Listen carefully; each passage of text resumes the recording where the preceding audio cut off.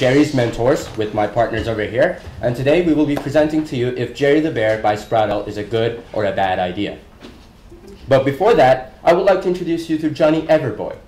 He's a modern kid, a pretty whiz kid with electronics and gaming devices of portable consoles, and he frequently socializes with his friends. He has his plush toy that he plays with in his imaginary world. He goes to his mother all the time, begs for her iPhone so that he can play with her games all the time. And he constantly waits for his dad to show up from work so that he can get a hold of his iPad and watch his favorite cartoons.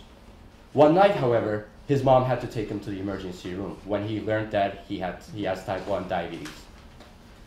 So after Johnny learned that he has type 1 diabetes, his money gather became his confidence and comfort in the hospital. After he stayed in the hospital, Gunner became his sidekick for everyday life. A year later, Johnny is learning to manage his diabetes. Although he has his sidekick Gunner, he still requires much prodding and reminders from his parents. And his parents recently found the Nintendo DS glucose meter from the market, and they really wonder, could this technology help change his behavior? To understand whether a toy can help change his behavior, we have to look back at where toys have come from. Toys have come from what used to be a very simple, basically waste of time, to integrated, sophisticated electronics that have surprisingly tapped in to the neurobiology of how little kids learn. They learn through implicit priming, rules that are not explicitly told. And we begin to see this as we look at more modern toys now. Toys that are not only trying to get at that, but are also integrating into everything we do. Toys that include an iPad or an iPod slot for it. Interactive, gaming systems that connect to everything in our household. And toys that have more electronics than could have ever been dreamed of 20 years ago. Okay, so in the last couple decades, there have been a handful of new products that have come out to address training children on how to handle their type 1 diabetes. These products include several Super Nintendo games. There's one here. You can see the second one. These products are pretty similar to like Super Mario, if you guys are familiar with that. And it also involves like trivia questions regarding diabetes, so they're trained that way through the product. In 1995, the teddy bear was released. I think most of you are familiar with this, Rufus the Bear. This involves markings on the teddy bear which train the child in where to prick themselves for diabetes. So, 2 years ago, this product, which Simon alluded to, was released, and we consider this a revolutionary product. This is the Nintendo DS Digit. This is a product, and it's a combination of a blood glucose meter and a Nintendo DS. The child actually pricks themselves, it measures the blood glucose of the child, and then the unit is put into the Nintendo DS and becomes an interactive game where children earn points for whether they keep their blood at a healthy level. So based on all this competition and the release of the new product, the Nintendo Digit, we're wondering where does Jerry fit on this, and is Jerry next? So for the current state of Jerry, there are some good things that are liked about it. It has a comforting physical presence, emotional attraction, it's interactive, it's portable, it has pretty good technology, but it also has some weak areas as well. These include a simple design, it's self-contained, it's also not potentially scalable, depending on the age group. The technology is a little bit behind the times, and also it doesn't have any emphasis on exercise and how exercise relates to the diabetes condition.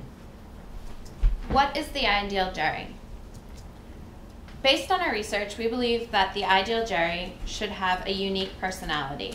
We believe this because he should differentiate himself from other bears on the market. You could do this by making him customizable or giving him a unique appearance.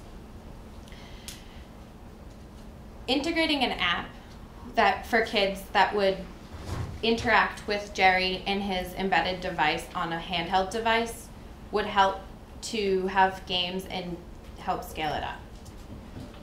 We believe that the accessories should be improved, something like plush fruits and vegetables or foods that were more reliable, more realistic, and less abstract. We also believe that the scalability needs to be changed for age and we think there should be a storyline that will help keep kids interested and help move them along. Thank you. I thought you guys gave a good analysis in some ways. So you know, the Bayer digit is no longer in existence. Its program has been canceled by Bayer. So They still have their website on and it's on yeah, sale. but it's no longer supported by Bayer. It's been canceled. Yes. When we found from CVS, Target, and all the other national. Yes, it's still stocked. They still Yeah, have units. and they still are no sell- longer sell and producing update that product. Yeah, but they Only updated. what's left in stock. It's only what's left in stock. They're not supporting that. So what's your conclusion? Is it a good idea or a bad idea? Concept is a good idea. Maybe so. Execution needs some work. And I think, okay, if execution needs some work, I think what you suggested is really not compelling. So from the timeline that we have provided to you, Because for me, okay, first of all, Digit is canceling, so your suggestion of device integration is not going to make money.